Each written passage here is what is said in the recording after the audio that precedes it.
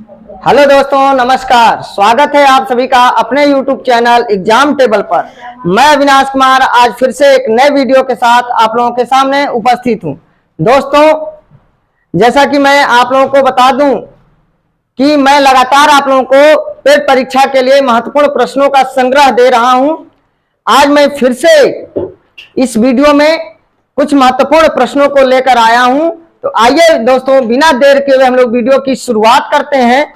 दोस्तों, सबसे पहला क्वेश्चन है हमारा कि निम्न में से किस आयोग का संबंध केंद्र राज्य से नहीं है। तो एमसी शीतल आयोग का दोस्तों आयोग है का संबंध केंद्र राज्य संबंध से है।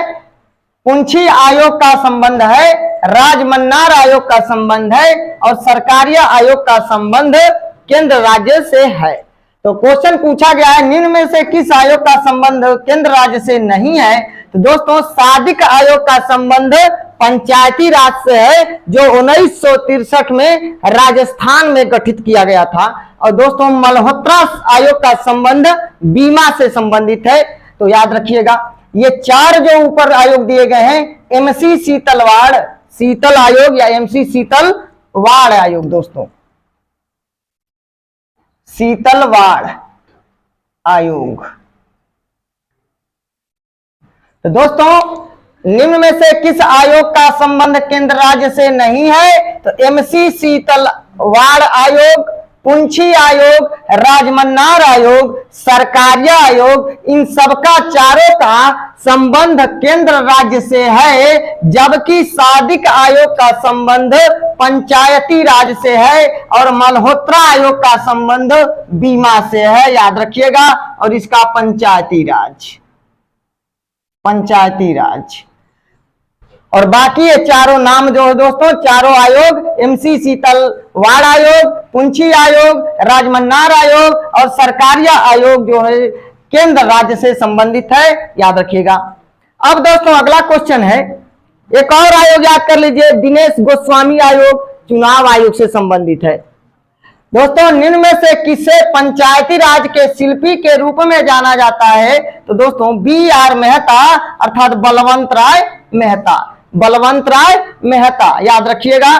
दोस्तों, बलवंत राय मेहता समिति का गठन 1956-57 में किया गया था और बलवंत राय मेहता समिति ने त्रिस्तरीय पंचायती राज की व्यवस्था की बात की थी। त्रिस्तरीय दोस्तों, BR मेहता, बलवंत राय मेहता और अशोक मेहता जो है 1977-78 में गठित किया गया था और ये द्विस्तरीय पंचायती राज की बात किए थे। जब आपसे क्वेश्चन पूछ दिया जाए कि त्रिस्तरीय पंचायती राज की व्यवस्था किसने दी थी, तो BR मेहता, बलवंत राय मेहता और द्विस्तरीय किसने दिया था, तो अशोक मेहता दिए थे 1977-78 में।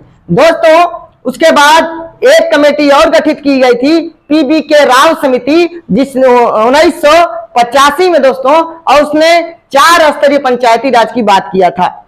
उसके बाद दोस्तों 1986 में PK थुंगन समिति का LM सिंधवी समिति का गठन किया गया था।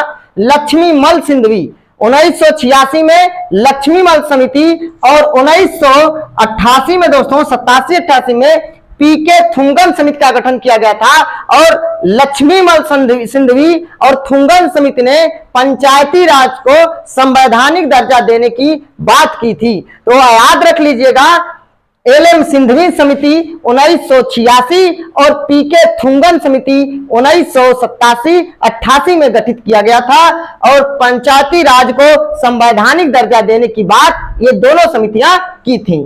तो दोस्तों, याद रखिएगा, पंचायती राज के शिल्पी बलवंत राय मेहता त्रिस्तरीय व्यवस्था दिए थे पंचायती राज का और इन्हीं के सिफारिश पर दोस्तों 2 अक्टूबर 1959 को राजस्थान के नागौर में पंचायती राज की शुरुआत हुई थी पंडित जवाहरलाल नेहरू के द्वारा।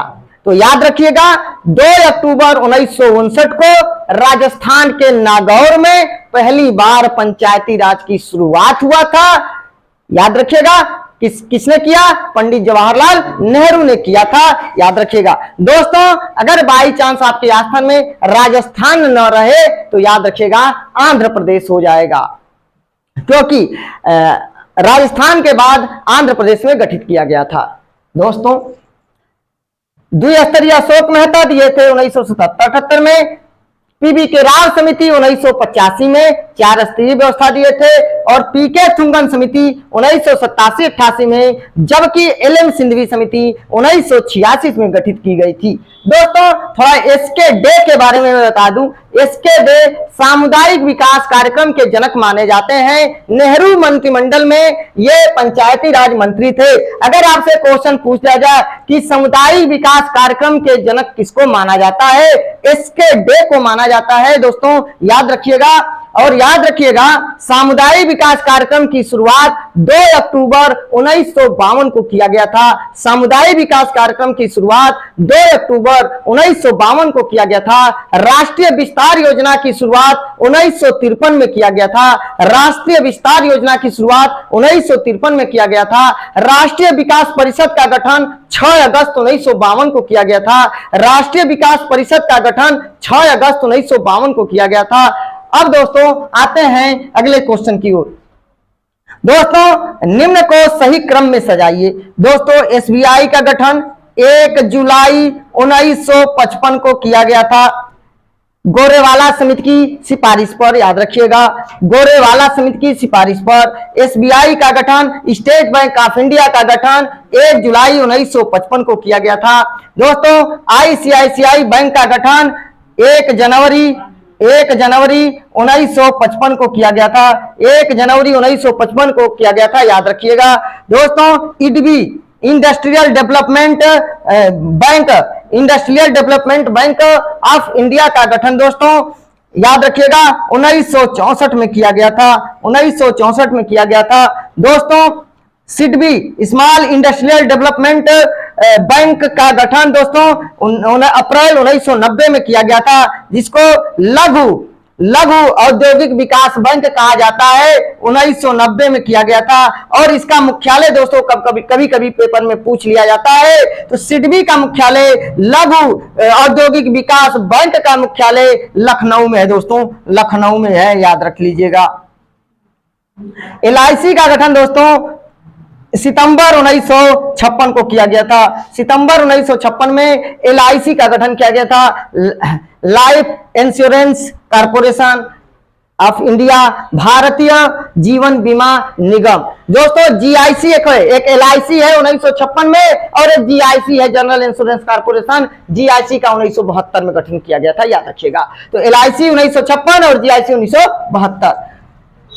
दोस्तों, आते हैं अगले क्वेश्चन की ओर। याद और एक चीज और याद रख लीजिएगा दोस्तों, क्षेत्रीय ग्रामीण बैंक का गठन 1975 में किया गया था। क्षेत्रीय ग्रामीण बैंक का गठन 1975 में किया गया था। और याद रखिएगा, 14 बैंकों का राष्ट्रीयकरण इंदिरा गांधी ने जो है 14 जुलाई 1969 को किया था। 19 जुलाई 1969 को इंदिरा गांधी ने 14 बैंकों का राष्ट्रीयकरण किया था, जबकि इंदिरा गांधी ने ही 15 अप्रैल 1980 को 6 बैंकों का राष्ट्रीयकरण किया था। याद रख लीजिएगा। तो 6 बैंकों का राष्ट्रीयकरण इंदिरा गांधी ने 15 अप्रैल 1980 को किया, और 14 बैंकों का राष्ट्रीयकरण इंदिरा गांधी ने 19 जुलाई 1969 को किया था। याद रख लीजिएगा। दोस्तों, और बता दूं मैं, नबार्ड की स्थापना याद रखिएगा 12 जुलाई 1982 को हुआ था। नबार्ड की स्थापना 12 जुलाई 1982 को हुआ था। याद रखिएगा। और सेबी का स्थापना दोस्तों 12 अप्रैल 1988 को गठित हुआ था, जबकि संसद द्वारा 1992 में पारित हुआ था। याद रख लीजिएगा। सेबी अगर क्वेश्चन पूछ दे सेबी का गठन कब हुआ, तो 12 अप्रैल 1988 को। सेबी को कब अधिनियमित किया गया संसद के द्वारा, तो 1992 में किया गया था। याद रखिएगा। और नाबार्ड को का गठन कब किया गया, तो 12 जुलाई 1982 को किया गया था। याद रखिएगा। तो दोस्तों, अगला क्वेश्चन है कि 1938 में आईएनसी का मतलब इंडियन नेशनल कांग्रेस, भारतीय राष्ट्रीय कांग्रेस की अध्यक्षता किसने की थी, तो सुभाष चंद्र बोस ने। और कहां पे, हरिपुरा में। हरिपुरा कहाँ है दोस्तों? गुजरात में, याद रख लीजिएगा। तो दोस्तों फटाफट हमारे साथ आप लोग रिवाइज करें, निम्न में से किस आयोग का संबंध केंद्र राज्य से नहीं है? एमसीसी तलवार आयोग है, पुंछी आयोग, राजमन्नार आयोग, सरकारी आयोग, एमसीसी तलवार आयोग है। सादिक आयोग का संबंध किससे है? सादिक आयोग, मल्होत्रा आयोग, मल्होत्रा आयोग, बी आर मेहता आयोग, मतलब बलवंत राय मेहता आयोग। चलिए, अशोक मेहता आयोग पंचायती राज से है, याद रखिएगा। बलवंत राय मेहता समिति, अशोक मेहता समिति, थुंगन समिति, एल.एम. सिंघवी समिति, सादिक समिति, पीवी के राव समिति, सब पंचायती राज से है, याद रखिएगा। चलिए, बलवंत राय मेहता समिति, अशोक मेहता, पी के थुंगन, पीवी के राव, एल.एम. सिंघवी पंचायती राज, सब पंचायती राज से संबंधित है। सामुदायिक विकास कार्यक्रम के जनक, सामुदायिक विकास कार्यक्रम के जनक। चलिए, निम्न को सही क्रम में सजाइए। एसबीआई का गठन कब हुआ? 1 जुलाई 1900। आईसीआईसीआई का गठन 1 जनवरी 1955। ईडबी का गठन, सिडबी का मुख्यालय, एलआईसी का गठन और जीआईसी का 1972। जीआईसी का 1938 में आईएनसी इंडियन नेशनल कांग्रेस के अध्यक्षता किसने की थी? कहां पे? हरिपुरा कहां है? चलिए, राष्ट्रीय नियोजन समिति का गठन कब किया गया था? अध्यक्ष कौन थे? पंडित जवाहरलाल। चलिए, तो आईएनसी मतलब राष्ट्रीय नियोजन समिति का गठन किसने किया था? चलिए आगे बढ़ते हैं। जनवरी है ये, 1 जनवरी 1955 है ये। जन का मतलब जनवरी मैंने लिखा था। चलिए दोस्तों, अगले प्रश्न की बात करते हैं। संयुक्त राष्ट्र पर्यावरण कार्यक्रम, संयुक्त राष्ट्र पर्यावरण कार्यक्रम का मुख्यालय नैरोबी में है दोस्तों, याद रखिएगा। नैरोबी में है, नैरोबी में। दोस्तों, एमनेस्टी इंटरनेशनल का मुख्यालय लंदन में है। एमनेस्टी इंटरनेशनल का मुख्यालय लंदन में है। विश्व व्यापार संगठन का मुख्यालय जेनेवा में है दोस्तों, जेनेवा में, याद रखिएगा, जेनेवा में। अरब लीग का मुख्यालय काहिरा में है। अरब लीग का मुख्यालय काहिरा में है। और दोस्तों, सार्क का मुख्यालय काठमांडू में है, काठमांडू में, काठमांडू।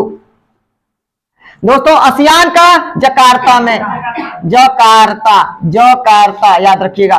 तो दोस्तों, संयुक्त राष्ट्र पर्यावरण कार्यक्रम का मुख्यालय, संयुक्त राष्ट्र पर्यावरण कार्यक्रम का मुख्यालय इसी को कहते हैं यूनेप, यूनेप, याद रखिएगा। यूनेप का मुख्यालय नैरोबी। एमनेस्टी इंटरनेशनल का मुख्यालय, एमनेस्टी इंटरनेशनल का मुख्यालय, विश्व व्यापार संगठन का मुख्यालय, अरब लीग का मुख्यालय, सार्क का मुख्यालय, आसियान का मुख्यालय। दोस्तों, केंद्रीय चावल अनुसंधान संस्थान है कटक में, केंद्रीय चावल अनुसंधान संस्थान कटक में है, जबकि केंद्रीय आलू अनुसंधान संस्थान शिमला में है, याद रखिएगा, याद रखिएगा। आलू शिमला की सब्जी बड़ा अच्छा, शिमला मिर्च की सब्जी बड़ा अच्छा होता है, इसलिए आलू अनुसंधान शिमला में है। आलू शिमला मिर्च की सब्जी बड़ी अच्छी होती है, इसलिए आलू का संबंध शिमला मिर्च से लगा लीजिएगा, अर्थात आलू अनुसंधान संस्थान शिमला। गोल क्रांति आलू से संबंधित है, ये भी साथ साथ याद करते रहिए। गोल क्रांति आलू से है, लाल क्रांति टमाटर से हो जाएगा। चलिए आगे बढ़ते हैं। केंद्रीय नारियल अनुसंधान संस्थान कासरगोड है दोस्तों, कासरगोड, याद रखिएगा, कासरगोड। तो केंद्रीय नारियल अनुसंधान संस्थान कासरगोड। केंद्रीय चमड़ा अनुसंधान संस्थान चेन्नई आ जाएगा, चेन्नई आ जाएगा। केंद्रीय दलहन, केंद्रीय दलहन अनुसंधान संस्थान दोस्तों कानपुर। चमड़ा अनुसंधान चेन्नई है, याद रखिएगा, चंडीगढ़ नहीं होगा, चेन्नई होगा। केंद्रीय दलहन अनुसंधान संस्थान कानपुर। अब दोस्तों, राष्ट्रीय मस्तिष्क अनुसंधान संस्थान गुड़गांव में है, जिसको गुरुग्राम कहते हैं, गुरुग्राम, गुड़गांव या गुरुग्राम दोस्तों आप कहते हैं, हरियाणा में है। तो राष्ट्रीय मस्तिष्क अनुसंधान संस्थान गुरुग्राम में। Centre for DNA finger printing and diagnostics का मुख्यालय हैदराबाद में है दोस्तों, हैदराबाद में है, याद रखिएगा। भारतीय पुरातात्विक सर्वेक्षण विभाग कोलकाता में है, याद रखिएगा, कोलकाता, कोलकाता या कोलकाता, याद रखिएगा। तो फटाफट हमारे साथ याद करिए, केंद्रीय आलू अनुसंधान संस्थान, केंद्रीय चावल अनुसंधान कटक, कटक, केंद्रीय नारियल अनुसंधान संस्थान, केंद्रीय दलहन अनुसंधान, राष्ट्रीय मस्तिष्क अनुसंधान संस्थान, centre for DNA finger printing and diagnostics Hyderabad, भारतीय पुरातात्विक सर्वेक्षण विभाग। अब दोस्तों आते हैं अगले क्वेश्चन की ओर, अगले क्वेश्चन की ओर। केंद्रीय जूट औद्योगिक अनुसंधान संस्थान कोलकाता, कोलकाता या कलकत्ता, कोलकाता या कलकत्ता, याद रखिएगा। केंद्रीय पर्यावरण इंजीनियरिंग अनुसंधान संस्थान नीरी, जिसको बोलते हैं national environment engineering research institute, ये है नागपुर दोस्तों, याद रखिएगा। 9 से नीरी 9 से नागपुर, 9 से नीरी 9 से नागपुर, याद रखिएगा। तो केंद्रीय पर्यावरण इंजीनियरिंग अनुसंधान संस्थान दोस्तों कहाँ है? नागपुर। नागपुर कहाँ है? महाराष्ट्र में। दोस्तों राष्ट्रीय डेयरी अनुसंधान संस्थान करनाल में है, याद रखिएगा, करनाल हरियाणा में है, याद रखिएगा। राष्ट्रीय डेयरी अनुसंधान संस्थान करनाल, मोस्ट इंपॉर्टेंट क्वेश्चन है। केंद्रीय वन अनुसंधान संस्थान देहरादून दोस्तों, देहरादून, याद रखिएगा, देहरादून है। केंद्रीय वन अनुसंधान संस्थान देहरादून है। केंद्रीय औषधि अनुसंधान संस्थान लखनऊ में है दोस्तों, याद रखिएगा। केंद्रीय औषधि अनुसंधान संस्थान लखनऊ में है और उत्तर प्रदेश की राजधानी भी लखनऊ में है। नवाबों का शहर लखनऊ को कहा जाता है, याद रखिएगा। दोस्तों भारतीय कृषि अनुसंधान संस्थान ये जो है दिल्ली में है, भारतीय कृषि अनुसंधान संस्थान दिल्ली में है। केंद्रीय गन्ना अनुसंधान संस्थान कोयम्बटूर में है दोस्तों, कोयम्बटूर, याद रखिएगा, कोयम्बटूर।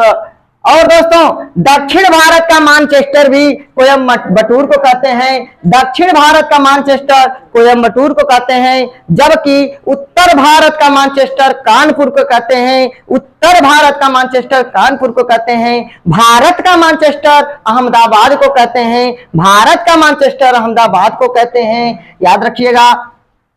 दोस्तों भारतीय मौसम वेधशाला पुणे में है, याद रखिएगा, भारतीय जो है मौसम वेधशाला पुणे में है, याद रखिएगा। दोस्तों लोक नृत्य की अब बात करते हैं, इसके पहले हमारे साथ याद कर लीजिए फटाफट आप लोग।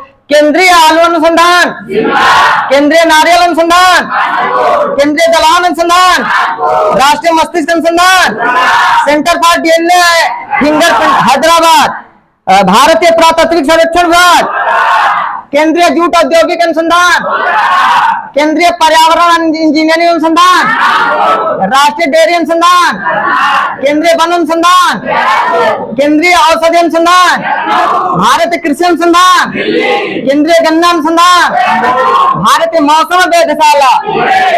अब दोस्तों आते हैं लोक नृत्य की बात करते हैं। दोस्तों डांडिया, गरबा और टिप्पानी गुजरात का लोक नृत्य है दोस्तों, याद रखिएगा। डांडिया, गरबा और टिप्पानी गुजरात। तमाशा, लेझिम और गफा महाराष्ट्र का है, याद कर लिए। तमाशा, लेझिम और गफा महाराष्ट्र का है। मैं इंपॉर्टेंट जो है छांट करके आपको दे रहा हूं। तो डांडिया, गरबा, टिप्पानी गुजरात, तमाशा, लेझिम, गफा महाराष्ट्र। बिहू दोस्तों असम का है, बिहू असम। दोस्तों कर्मा आता है, कर्मा छत्तीसगढ़ और झारखंड में, कर्मा छत्तीसगढ़ और झारखंड में। दोस्तों सोनभद्र में भी मनाया जाता है, याद रखिएगा, उत्तर प्रदेश के सोनभद्र में भी कर्मा। दोस्तों खांटम मिजोरम में है, खांटम मिजोरम में है, याद रखिएगा, खांटम मिजोरम में। यक्षगान कर्नाटक में दोस्तों, यक्षगान कर्नाटक में। कजरी उत्तर प्रदेश में, यूपी में। और धमान, छपेली, चंबा, डफ हिमाचल प्रदेश में।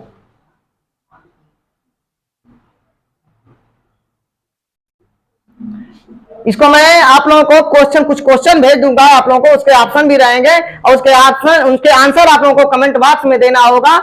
मैं इसका वीडियो आप लोगों को शेयर कर दूंगा तो बिहू कहाँ है? असम। बिहू असम। चलिए दोस्तों, डांडिया गरबा टिप्पानी, डांडिया गरबा टिप्पानी, तमाशा लेझिम गफा, तमाशा लेझिम गफा, बिहू, खनट्टम, खनट्टम, यक्षगान, यक्षगान, कजरी, कजरी, धमान छपेली चंबा डफ, धमान छपेली चंबा डफ। दोस्तों, कच्चीपुड़ी और मोहिनी अट्टम, कच्ची पूड़ी मोहिनी अट्टम। कच्ची पूड़ी को मोह लिया आंध्र प्रदेश ने, कच्ची पूड़ी को मोह लिया अंधे ने, आंध्र प्रदेश। तो कच्ची पूड़ी यानी कच्ची पूड़ी मोहिनी अट्टम, आंध्र प्रदेश। और भारतनाट्यम तमिलनाडु, कुलट्टम भी याद कर लीजिए, कुलट्टम भी तमिलनाडु का है, ये पेपर में भी आया है। कुलट्टम, कुलट्टम भी आपका तमिलनाडु में है, याद रखिएगा कुलट्टम, एक पेपर में आया हुआ है। तो दोस्तों, अगर आप लोगों को मेरा वीडियो अच्छा लगे तो प्लीज दोस्तों लाइक कमेंट शेयर जरूर करना। दोस्तों, इसके बाद हम मिलते हैं आप लोगों को नेक्स्ट वीडियो में। तब तक के लिए नमस्कार, धन्यवाद।